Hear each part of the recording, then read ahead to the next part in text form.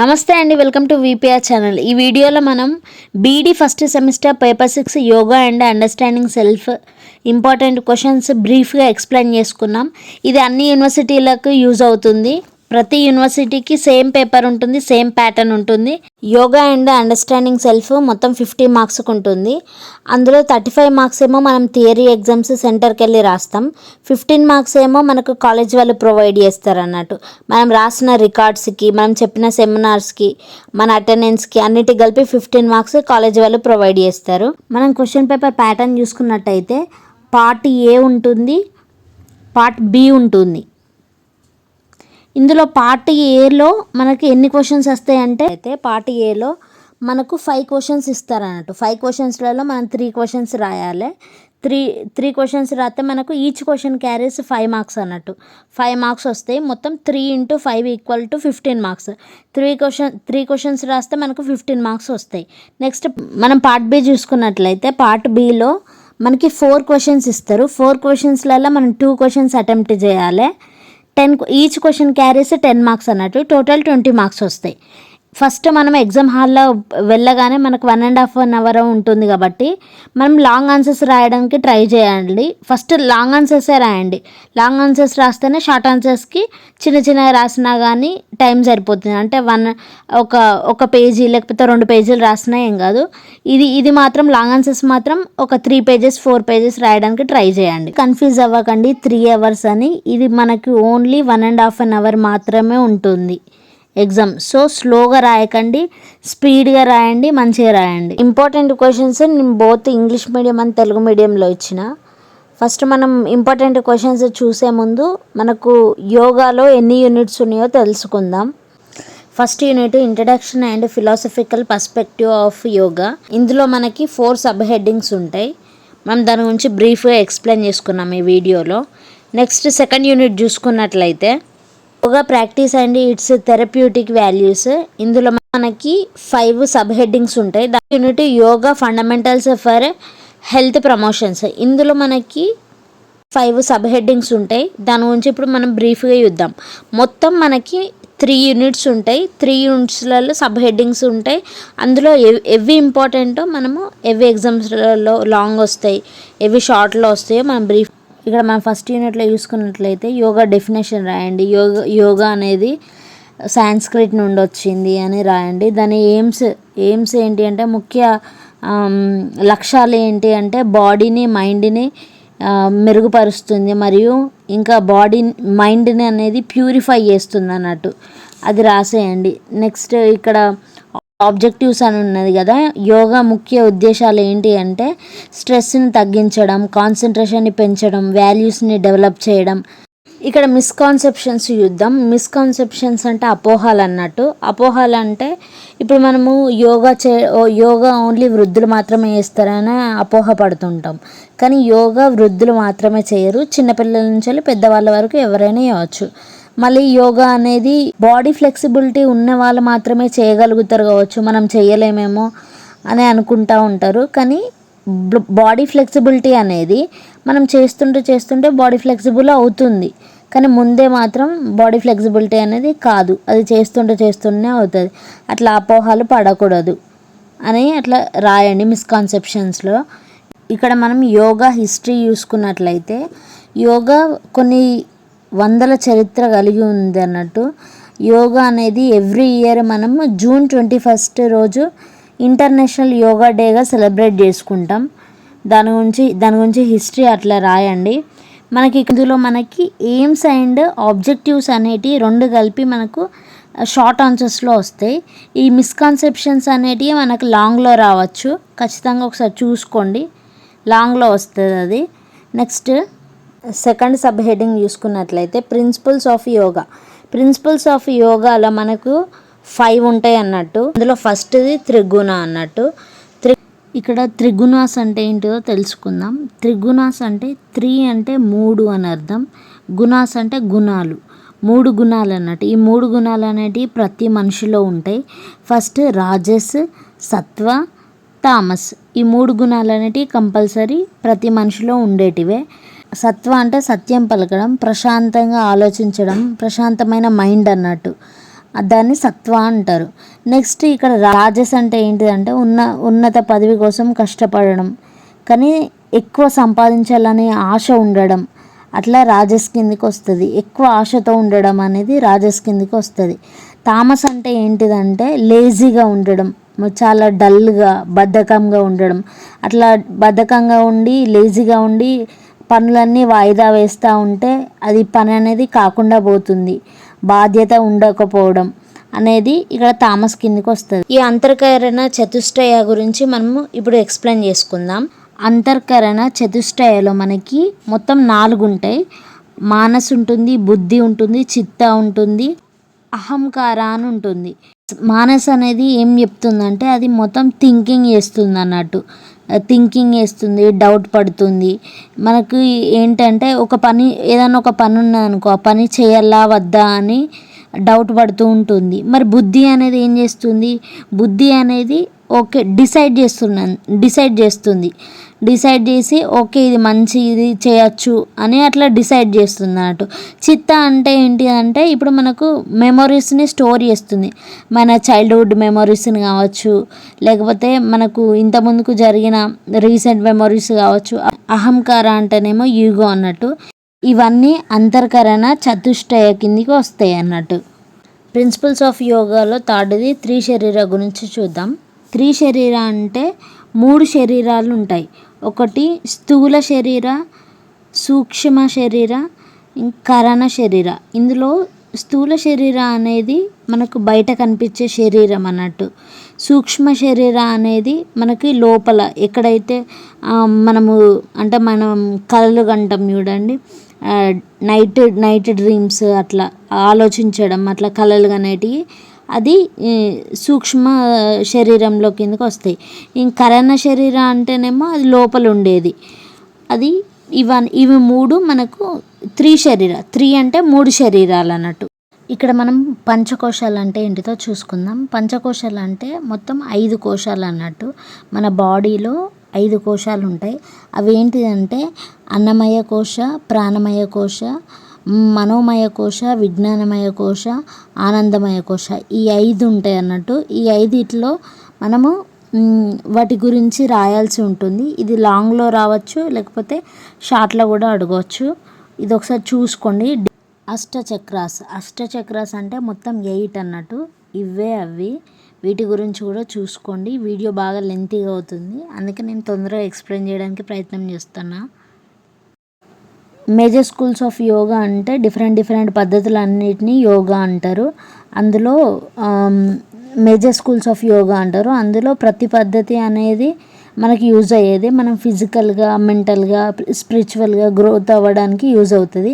అవి పద్ధతులు అంటే ఏంటియో కాదు. ఇక్కడ మేజర్ స్కూల్స్ ఆఫ్ యోగా అని ఇచ్చిన దాంట్లో ఇక్కడ మనకు యోగా, రాజయోగా కానీ, గీత యోగా కానీ, ఇక్కడ జ్ఞాన, భక్తి, కర్మ, పతాంజలి, హత, ఇవన్నిటి గురించి ఎక్స్ప్లెయిన్ చేయాల్సి ఉంటుంది.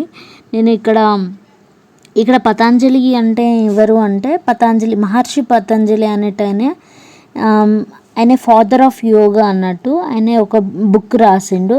ఆ బుక్కే ఈ ప్రిన్సిపల్స్ ఇక్కడ కనిపించే ప్రిన్సిపల్స్ అన్నిటినీ మహర్షి పతంజలి అనే అతను రాసిండు. జ్ఞాన అంటే నాలెడ్జ్ అన్నట్టు.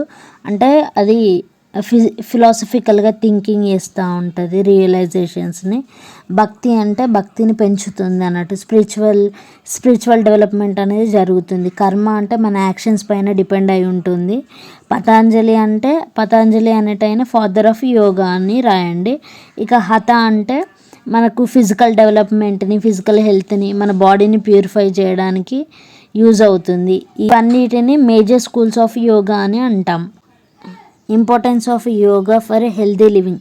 Importance of yoga healthy living అంటే ఇక్కడ యోగా అనేది మనకు హెల్దీ లివింగ్లో ఎట్లా యూజ్ అవుతుంది, దాని ఇంపార్టెన్స్ అంటే ఏంటిది అంటే ఇక్కడ ఫిజికల్గా కానీ, మెంటల్గా కానీ, ఎమోషనల్గా కానీ మనకి యోగా చేయడం వల్ల మనకి యూజెస్ అన్నట్టు.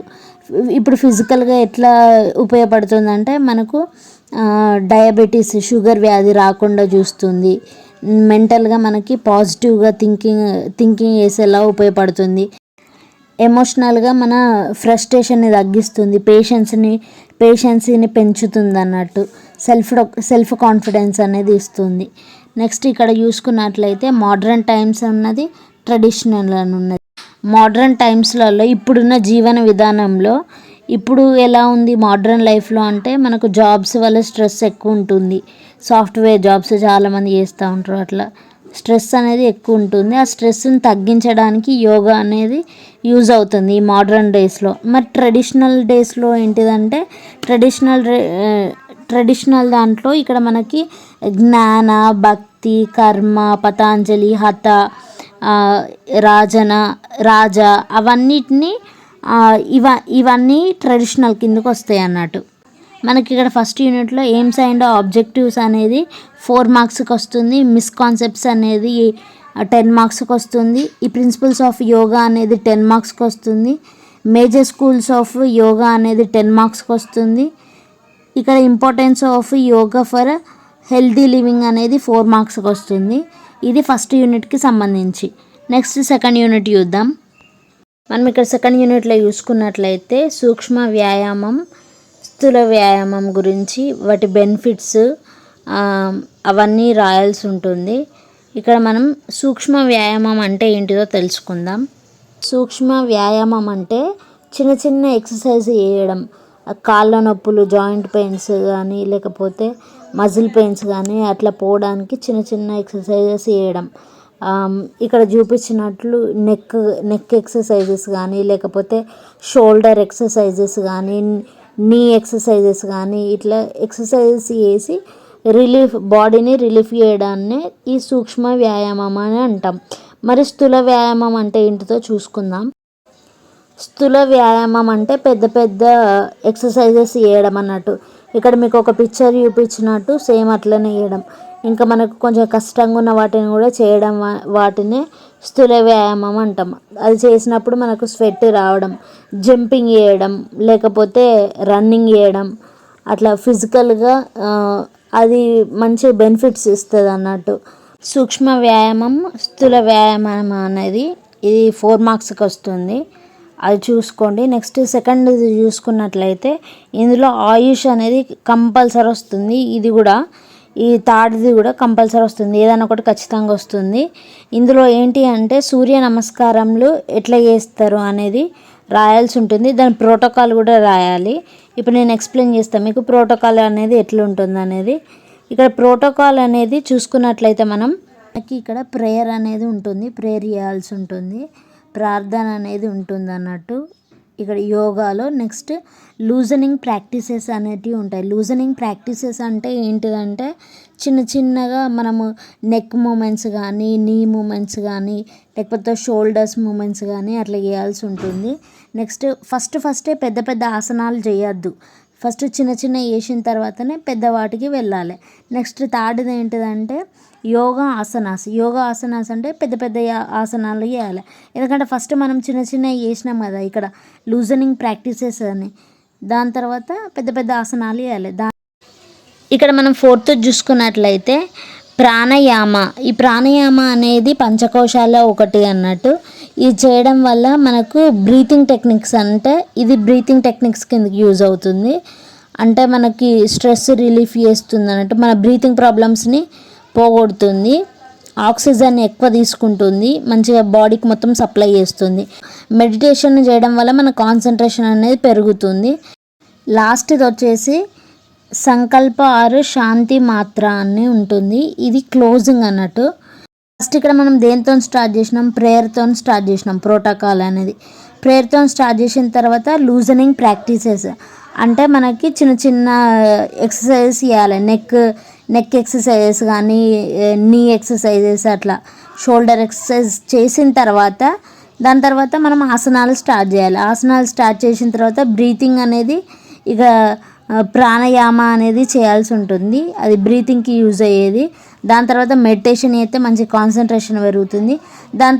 దాని తర్వాత లాస్ట్ ఇది ఇక్కడ సంకల్ప అండ్ శాంతి మాత్ర, ఇది అనేది కంపల్సరీ ఎండింగ్లో ఉంటుంది అన్నట్టు. ఇది స్టార్టింగ్ మనకు ప్రేయర్తో స్టార్ట్ అవుతుంది, ఎండింగ్ శాంతి మాత్రతోనే ఎండ్ అవుతుంది.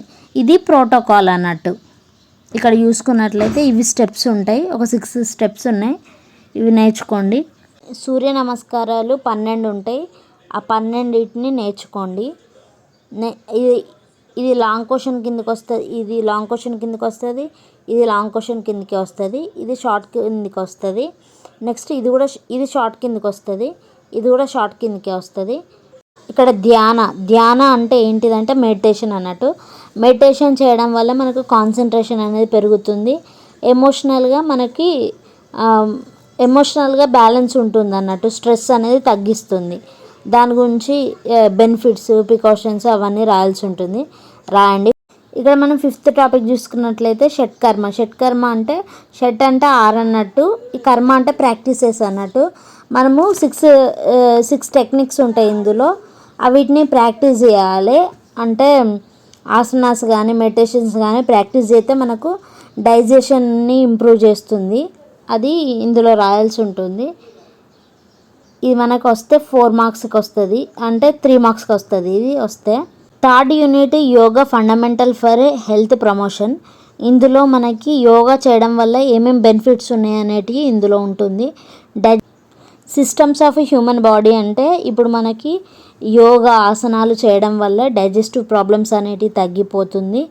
ఇక్కడ ఇది 4 మార్క్స్, అంటే ఇది 3 మార్క్స్కి వస్తుంది మనకి, షార్ట్ క్వశ్చన్లో వస్తుంది.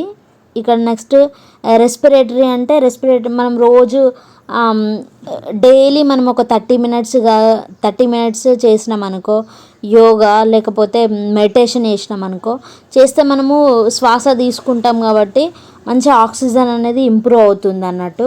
ఇక్కడ స్కెలిటన్ ప్రాబ్లమ్స్ అనేటివి ఉండవు. నెక్స్ట్ ఇక్కడ ఏంటిదంటే మస్కులర్లో బాడీ మూమెంట్స్ అనేటివి మంచిగా ఉంటాయి. ఇక్కడ ఎక్స్క్రిటరీ ఆర్గన్స్లలో ఏమవుతుందంటే మంచి కిడ్నీస్ అనేది ఫంక్షనింగ్ బాగుంటుంది. నర్వస్ సిస్టంలో నర్వ్స్ అంటే మంచి యాక్టివ్గా ఉంటాయి అన్నట్టు. ఇక్కడ నెక్స్ట్ ఏంటిది గ్లాండ్యులర్ సిస్టంలో ఏంటిదంటే హార్మోన్స్ అనేటివి మంచిగా పనిచేస్తాయి. ఇవన్నిటిని బాగుండాలంటే మనము ఎక్సర్సైజ్ అనేది చేయాలి అనేది ఫస్ట్ దాంట్లో ఉంటుంది, షార్ట్ కిందకి వస్తుంది. ఇక్కడ నేచర్ సెంటర్డ్ ఫుడ్ హ్యాబిట్స్ అంటే ఏంటిదంటే మనం యోగా డైట్ చేసినప్పుడు మంచి ఫుడ్ తీసుకోవాల్సి ఉంటుంది. అంటే నేచర్గా అంటే ఎట్లా అంటే మనం సీజనల్ ఫుడ్స్ తీసుకోవాలి. ఇప్పుడు ఫర్ ఎగ్జాంపుల్ ఏంటి అంటే ఇప్పుడు రీసెంట్గా ఏముంది, ఇప్పుడు శివరాత్రి ఉంది కాబట్టి ఇప్పుడు స్వీట్ పొటాటో ఉంటుంది, స్వీట్ పొటాటో తీసుకోవాలి. సమ్మర్లో ఏముంటుంది, మ్యాంగో ఉంటుంది. సీజనల్ ఫ్రూట్స్ కానీ లేకపోతే సీజనల్ వెజిటేబుల్స్ కానీ మనం ఏ సీజన్లోకి తగ్గట్టు ఆ సీజన్లో యూజ్ చేయాలి. ఇక్కడ మనం థర్డ్ చూసుకున్నట్లయితే దినచర్య రుచిచర్య అనే ఉంటుంది. ఈ ఋతుచర్య అన్నట్టు ఇది. ఇక్కడ దినచర్యలో ఏంటిదంటే మనం డైలీ వాకింగ్ చేయాలి, మళ్ళీ మన పర్సనల్ హైజీన్ని మెయింటైన్ చేయాలి, కరెక్ట్ టైంకి పడుకోవాలి అనేది ఈ దినచర్యలు. అంటే మనం రోజు చేసే వాటి అన్నిటిని దినచర్య కిందకి వస్తాయి. ఈ రుచిచర్య అంటే ఏంటిదంటే రుచిచర్యలో మనము సీజన్కి తగ్గట్టు మారిపోతూ ఉంటాం. మన బ్యాలెన్స్డ్ డైట్ కానీ ఇప్పుడు రైనీ సీజన్లో కొంచెం తక్కువ ఫుడ్ తీసుకోవాలి, మంచి ఫుడ్ తీసుకోవాలి అన్నట్టు. అట్లా కొన్ని పద్ధతులు అనేటివి ఉంటాయి అన్నట్టు. అవన్నిటిని పాటించాల్సి ఉంటుంది. దానికంటూ కొంచెం బెనిఫిట్స్ ఉంటాయి, ఆ బెనిఫిట్స్ రాయండి. రైనీ సీజన్లో ఎక్కువ సిక్ అవుతూ ఉంటారు. అందుకే ఆ మన సీజన్కి తగ్గట్టుగా మనం తీసుకోవడం వల్ల సీజనల్గా వచ్చే డిసీజెస్ని మనం ప్రివెంట్ చేయవచ్చు. ఇక్కడ హోలిస్టిక్ అప్రోచ్ అంటే ఏంటిదంటే ఫిజికల్గా, మెంటల్గా, ఎమోషనల్గా, స్పిరిచువల్గా మన బాడీని, మైండ్ని, సోల్ని అన్నిటినీ మంచిగా బ్యాలెన్స్డ్గా ఉంచుతుంది. ఇక్కడ మనము చూసుకున్నట్లయితే ఇక్కడ డిసీజెస్ అని ఉన్నాయి. ఈ డిసీజెస్ అంటే మనకి ఏంటంటే యోగా ప్రకారం మన డిసీజెస్ అనేది యోగా చేయడం వల్ల ఓన్లీ డిసీజెస్ అనేటివి ప్రివెంట్ అవుతాయి అంటే అట్లని కాదు. మనకి మైండ్ కానీ లేకపోతే బాడీ కానీ సోల్ కానీ ఇవన్నిటిని మంచి బ్యాలెన్స్గా మెయింటైన్ చేస్తుంది అన్నట్టు. అట్లా హోలిస్టిక్ అప్రోచ్ అనేది అట్లా రాయండి. ఈ హోలిస్టిక్ అప్రోచ్ అనేది డెఫినెట్గా 10 మార్క్స్కి వస్తుంది లాంగ్ ఆన్సర్. దినచర్య ఋతుచర్య అనేది ఇది 3 మార్క్స్కి వస్తుంది. ఈ స్ట్రెస్ అనేది ఇది 10 మార్క్స్కి వస్తుంది. అది కూడా మనం ఒకసారి చూద్దాం.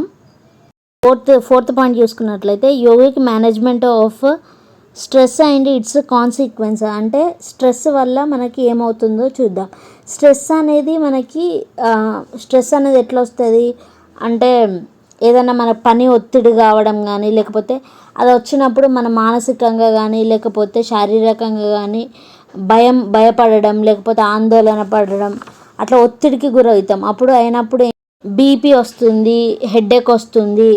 అట్లా అవన్నిటిని తగ్గించడానికే ఈ యోగిక్ మేనేజ్మెంట్ స్ట్రెస్ అనేది మనము యూజ్ చేయాలి. అంటే ఏంటిదంటే మెడిటేషన్ చేయాలి. ప్రతిరోజు మెడిటేషన్ చేస్తే మన స్ట్రెస్ అనేది తగ్గుతుంది. ఈ వీడియో మీకు నచ్చినట్లయితే లైక్ చేయండి, షేర్ చేయండి, సబ్స్క్రైబ్ చేయండి. అలాగే పక్కనున్న బెల్ ఐకాన్ని క్లిక్ చేయండి. Thank you for watching. Bye bye.